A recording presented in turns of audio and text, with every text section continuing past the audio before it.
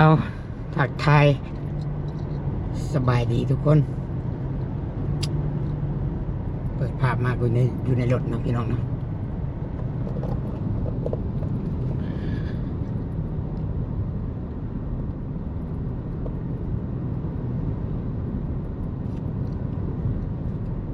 กราบทักทายสบายดีทุกคนเนาะสบายดีทุกท่านสรุปทุกคนตอนนี้ตุสิตกำลังเดินทางกลับเนาะ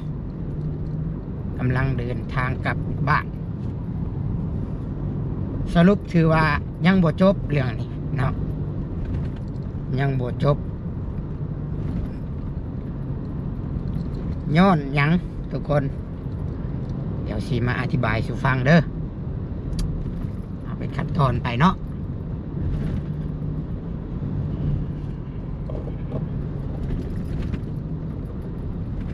ก่อนอื่นบัดกะสีอธิบายให้ทั้ง FC ของน้องโอและก็ทั้ง FC ของทุกๆคนเนาะ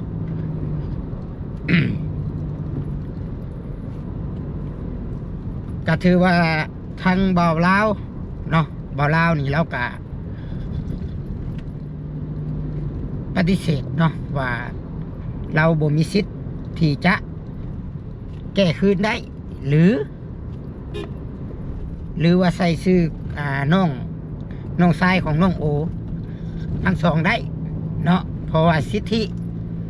เราว่าสิทธินี่แม่นได้เซ็นมอบให้น้องโอบอกให้น้องโอยทุกคนเรียบร้อยหมดแล้วต้องทำน้องโอยเองเนาะเดี๋ยวขอแก้ให้เพิ่นก่อนเด้อทุกคนเด้อกะ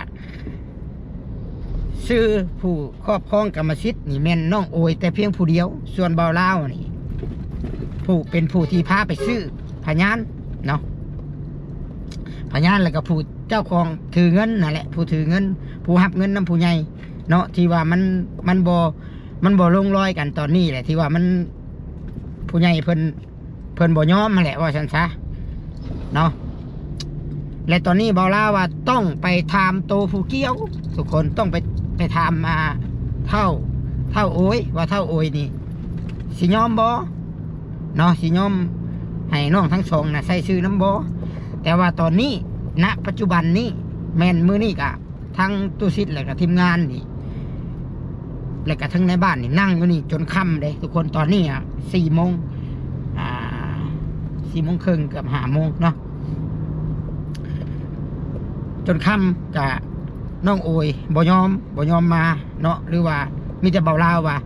เราบ่ยอมมาเนาะเพราะฉะนั้นก็เลยมื้อนี้ก็ถือว่ายังบ่จบแต่ก็ได้ความหมายหลายอย่างเนาะได้ความหมายหลายอย่างและพอบ้านเนาะ พอบ้านเพิ่นว่าเดี๋ยวมื้อนี้ขอยุติไว้ก่อนเดี๋ยวมื้ออื่นเนาะเพราะว่าเดี๋ยวมื้อแรงเพิ่นสิคุยให้เพิ่นสิไปร่วมกับเท่าโอยเนาะเพิ่นสิไปขอร่วมกับเท่าโอยเองเนาะทาง YouTube เฮาทุกคนก็ได้ถอยออกมาก่อนโอเคก็มอบให้ในบ้านเนาะส่วนบ่าวลาวนี่เราก็ขอมอบกรรมสิทธิ์ให้น้องโอยเราบ่เกี่ยวในเรื่องนี้เนาะแต่ว่ามัน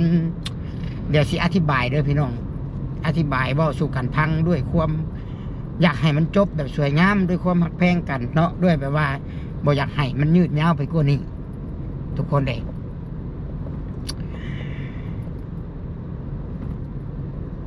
ถ้าหากว่าพ่อบ้านเองเพิ่นก็ยังเว้าได้ถ้าว่าเฮาปล่อยผ่านเฮาบ่เว้าบ่หยังมาเรื่องนี้นี่มันจักสิว่าจังได๋ผู้ใหญ่ผู้เพิ่นเสียความรู้สึกบัดนี้ผู้เพิ่นถูกตัวว่าสิซะเนาะเพิ่นก็ถูกไผก็บ่มักนะพี่น้องถูกไผก็บ่มักแล้วก็เสียความรู้สึกหลักๆก็เสียความรู้สึกเสียใจเนาะจากที่ตั้งใจซื้อดินเพื่ออยากมอบให้น้องโอยแล้วก็ให้น้องๆเพิ่นใช้ชื่อน้ำกันเนาะแต่ว่าจากที่ว่ามีผู้ใหญ่สิมาให้เทือนให้บัดบ่ให้เพิ่นซ้อบัดบ่ให้เพิ่นยุ่งเกี่ยวทั้งที่แต่ไปซื้อดินพร้อมอีกก็บ่ใส่ชื่อน้องทั้งสองใส่นำเลยเนาะเพ ราะว่าผู้ใหญ่ผู้นี้เพิ่นจังเพิ่นก็เลยว่าเพิ่นก็ยอมบ่ได้คือกันเนาะพี่น้องและมันผิดตั้งแต่ไปซื้อดินผู้ใดพี่น้องข่อยคิดว่าสิซะข่อยบ่อยากให้มันเรื่องมันยาวเลยเนาะมันอยากให้จบแบบว่าสมมุติว่าผิดพลาดไปก็แก้ไขมันก็บ่ยากเนาะแก้ไขก็คือผู้ใหญ่เพิ่นก็อารมณ์มาด้วยใช่อยู่ได้ผู้ใหญ่ที่เพิ่นซื้อดินนะเพิ่นก็ว่าถ้าคะแนนว่าพอบ้านเพิ่นแก้ไขให้จดชื่อเด็กน้อย2คนนั้นใส่ก็เพิ่นก็จบเรื่องนี้ก็บ่มีหยังเพิ่นว่าก็จบก็บ่ว่าหยังก็แล้วไปเนาะแต่ปัญหามันเป็นแบบนี้มือนี้นะจังได้ยุตินะย้อนว่าน้องโอยผัดบ่ยอมมาบัดนี้พี่น้องยังบ่ยอมมาให้คำตอบว่าให้น้องใส่ซื้อน้ำบ่เนาะยอมบ่หรือว่าจังใดเพราะว่าต้องท่าให้น้องโอยเท่าโอยนี่มาแต่พอบ้านเพิ่นจังแก้ไขได้เพราะว่าตอนนี้เท่าโอยนี่ใส่สิทธิ์ว่าเราน่ะมีสิทธิ์แต่เพียงผู้เดียวเนาะถ้าว่าพี่น้อง อันนี้ก็ข่อยก็เว้าด้วยความเป็นห่วงเด้อพี่น้องถ้าว่าน้องโอยบ่ยอมเซ็นนี่มันสิ FC แล้วก็หลายคนหลายท่านนี่ก็สิมองต่างได้ว่าน้องโอยนี่1บ่เฮ็ดตามจุดประสงค์ของผู้ใหญ่เนาะฮู้เรื่องจริงแล้วก็ควรเอาชื่อน้องใส่นำมาบัดนี้ผัดอยากใส่ชื่อผู้เดียวอันนี้ข่อยเว้าด้วยหลักความเป็นจริงเนาะในเมื่อน้องโอยอธิบายน้องโอยฮู้แล้วว่าเป็นแบบนี้ก็โอเคมันบ่แม่นเงินเฮาพี่น้อง1มาน่ะบ่แม่นเงินน้องโอยเนาะเงินผู้ใหญ่เพิ่นว่าอยากให้ใส่ชื่อน้องเฮาก็เฮาฮู้ความจริงแหละโอเคเฮาก็แค่ว่าลั่นปากว่าให้พ่อบ้านเพิ่นแก้ใหม่เนาะใส่ชื่อน้องใส่น้ำมันก็จบเนาะแต่ถ้าหากว่าบ่ยอมแบบนี้เรื่องมันก็สิยาวพี่น้องเพราะว่าน้องโอยใช้สิทธิ์ว่าเป็นเจ้าของที่ดินมันสิยาวย้อนหยังย้อนว่าคือข่อยเว้าไปหลายเทื่อแล้วถ้าว่าเงินมันเป็นเงินของน้องโอยแหละบ่มีไผเว้าหยังหรือว่าเงินเป็นเงินของแม่ฮักของเราผู้เดียวเนาะและก็บ่มีสิทธิ์ไปเปลี่ยนแปลงอีกและเจ้าของเงิน 20,000 เนาะผู้ใหญ่นะถ้าหากว่าแต่ทีแรกเราว่าฝากเงินให้ 20,000 เนาะสมทบกัน 55,000 ซื้อดินและใส่ชื่อของเท่าโอยผู้เดียวแต่มาบัดนี้สิเปลี่ยนแปลงให้ใส่ชื่อน้องน้ำแบบนั้นยังว่าบ่ได้คิดว่าบ่ได้เพราะว่ายินยอมเลยทีแรกมันมีปัญหาอย่างกันเลยมามีปัญหาน้ำหลังเลยมาปีนความนี่มันบ่ได้แบบนั้นเนาะบ่ได้สิมาใส่คิดว่าเจ้าของเงินก็บ่ได้อันนี้ค่อยเข้าใจแต่ว่าบ้านนี่แต่ทีแรกพุ่นบ้านนี่นั่นแหละคันว่าเว้าไปยาวคันว่าบ่จบแต่น้ำพอบ้านมันก็มีขั้นตอนมันอีกบ้านนี่แล้วก็เป็นห่วงทางเบาลาวก็สิได้รับความเดือดร้อนไปน้ำได้พี่น้องเอ้ยเนาะมานี่ผู้เกี่ยวข้องนี่ถ้าเฮาถึงขั้นขึ้นไปห้องการบ้านบอกหรือว่าผู้รักผู้ใหญ่มาพังหลายคนบัดนี้ข่อยเชื่อได้เลยว่าเพิ่นก็สิถามกุ๊กปลายสาเหตุและบัดนี้หลักฐานการโอนเงินหลักฐานที่บ่าวลาวรับเงินผู้ใหญ่และยอมรับว่าสิเฮ็ดตามจุดประสงค์ของเพิ่นลาวบัดยอมรับและเราสิปฏิเสธคืนก็บ่ได้เด้พี่น้องแต่ตอนนั้นแหละคือความผิดและตอนนั้นแหละที่สิสามารถผู้ใหญ่สามารถเว้าคืนได้ย้อนว่าจุดประสงค์มันผิดจุดประสงค์แหละมันกลายเป็นว่าเฮานี่ตัวเนาะกลายเป็นว่ายูทูบเบอร์นี่ตัวหับปากผู้ใหญ่เอาเงินน้ำเพิ่นมาแต่ว่าโบเฮ็ดตามที่หับปากผิดบ่หรือถูกข่อยถามซ้ำนี่ข่อยขอถามทุกคนซ้ำนี่เนาะถ้าทุกคนบุคคลใดที่เห็นผิดยังเป็นถูกนี่คือไม่เขาเราเอาความจริงมาว่ากันเนาะก็แต่ผู้ใหญ่เพิ่นกะรุ่มอรวยอยู่ไหนพี่น้องผู้ใหญ่ผู้ที่เพิ่นใส่ให้ข่อยมานี่เนาะแค่ว่าเขียนชื่อเล็กน้อย2คนนั้นใส่น้ำก็จบบ่มีอย่างแค่จบข่าวก็ไปมันเนาะทำมาหากินแต่ว่าคันว่ายังบ่ลงรอยกันก็สิได้ขึ้นอีกขั้นตอนนึงก็สิได้ขอเสนอโตเนาะโตทั้งผู้มีส่วนเกี่ยวข้องทุกคนแล้วก็พยานมือซื้อดินเนาะมือซื้อดินพอบ้านก็เว้าเองได้คลิปตอนเช้าว่ามือซื้อดิน เนาะบ่าวลาวบ่ได้เอ่ยชื่อสองคนนั้นมาเลยแล้วก็เพิ่นก็บ่ฮู้แล้วก็ตามนั้นเนาะสิว่าจังใดพี่น้องและบัดนี้คือบ่เอ่ยคือบ่บอกพ่อบ้านคือข่อยเว้าเนี่ยคำว่าบอกพ่อบ้านว่าใส่ชื่อเด็กน้อย2คนนี่ได้บ่คันว่าบ่ได้ย้อนเหตุผลหยังให้เพิ่นบอกคือเว้าได้บ่มีใบสัมมโนครัวเนาะหรือว่าเขาเป็นคนแบบว่าตกหล่นบ่มีชื่อมีหยังก็จังโทรหาผู้ใหญ่ก่อนโทรหาเจ้าของเงินชื่อดินนะที่ว่าเพิ่นฝากเงินให้ชื่อดินนะเพิ่นสิเอาจังใดโทรมาเนาะตอนนี้น้องเสียงข่อยเขาบ่จักหรอกเป็นน้องมิกน้องพิกบ่ช่างนี่แหละกันสองคนนะน้องของเท่าโอยนะตอนนี้นั้นเพิ่นอยู่ไทยบ่สามารถเขียนชื่อใส่ได้หรือว่าเราบ่มีสัมมโนเราบ่มีตัวเลขและสิให้เฮ็ดจังใดเนาะเฮาถามผู้ใหญ่นะสิให้เฮ็ดจังใดในจำนวนเงินนี้สิชื่อดินนี้สิใช้ชื่อเท่าโอยผู้เดียวบ่นี่เฮาต้องถามก่อนพี่น้องเฮาต้องถามเนาะแล้วเฮาก็ฟังคำตอบถ้าเพิ่นว่าโอเคตกลงเจ้า จัดการโลดเดอร์ใส่ชื่อรับผู้เดียวโลดเดอร์แต่ว่าหมายเหตุให้น้องทั้งสองนี่อยู่น้ำก็ตามนั่นพี่น้องปัญหามันก็บ่ตามมาแบบนี้เนาะและบัดนี้ไปเฮ็ดแบบนี้ก็จักสิว่าจะได้เนาะต้องควรหาทางออกที่ว่าบ่ให้มันมีผลเสียกว่านี้เนาะเดี๋ยว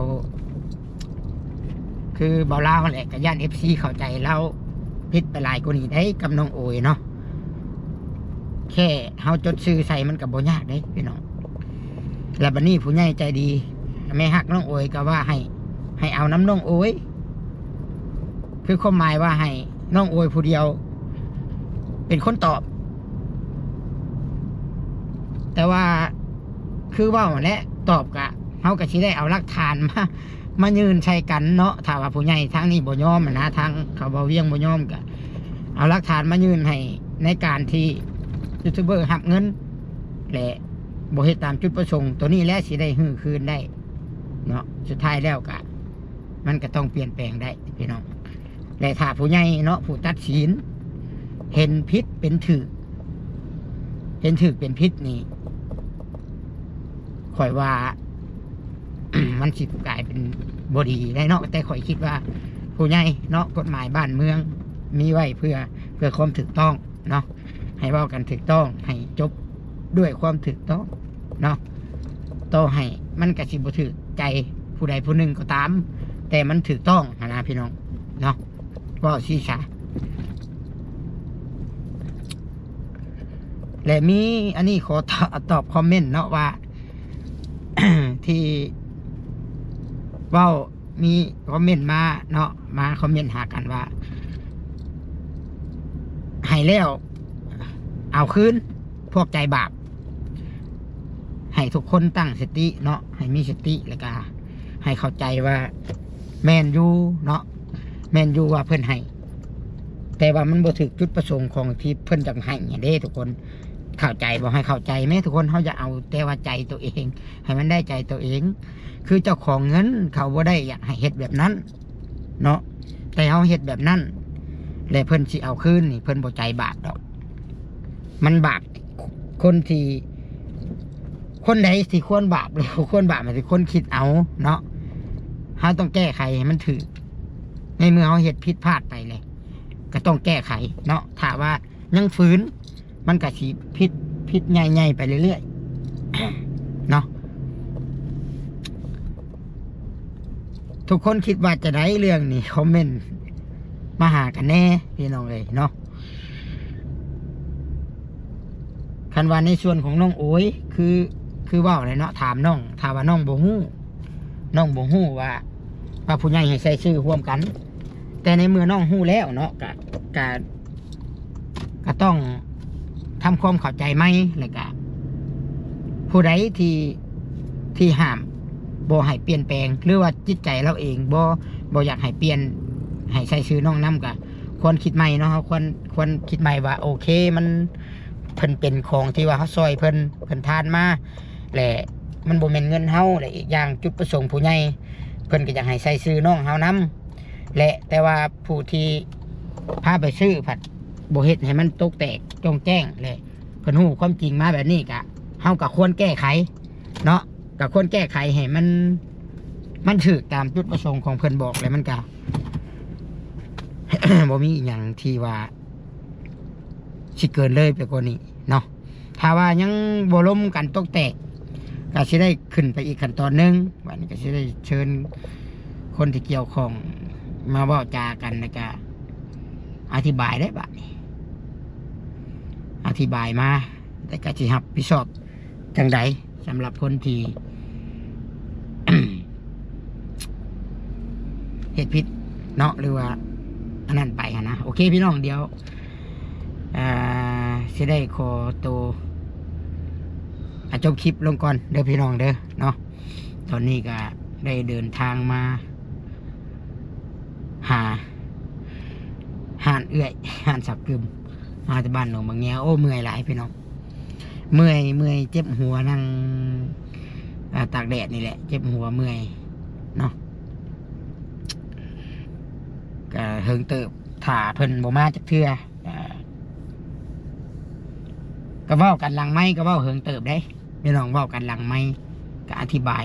เฮิงเติบถ้าหากว่าบ่แก้ไขนี้ผลกระทบนะมันสิตกใส่อยู่ผู้ซื้อผู้พาไปซื้อนะพี่น้องโอเคพี่น้องเลยเนาะยัง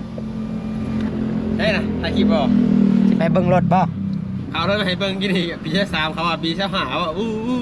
อ่ะ รถตัวนะ รถเขาให้เบิ่งกี่นี่ รถสีแดงนะ สีด โบแมนของบาซิต ำโมเมนต์ สิไปเบิ้งบ่ เบิ่งไปนี่ใช่รถ ยูเซโนนี่แหละเพิ่งแป๊บนึงเดี๋ยวจบคลิปก่อน พาหลานไปซื้อรถก่อนพี่น้องเนาะ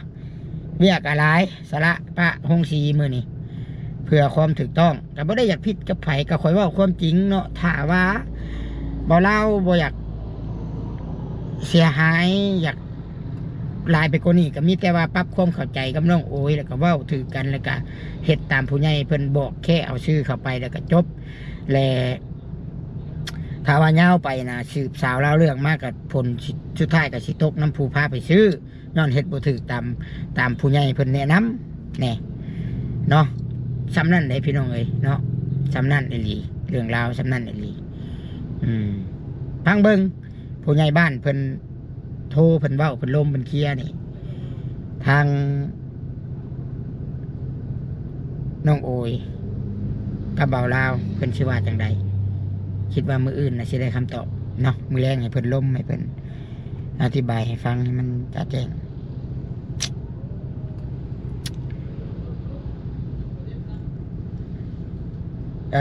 นะ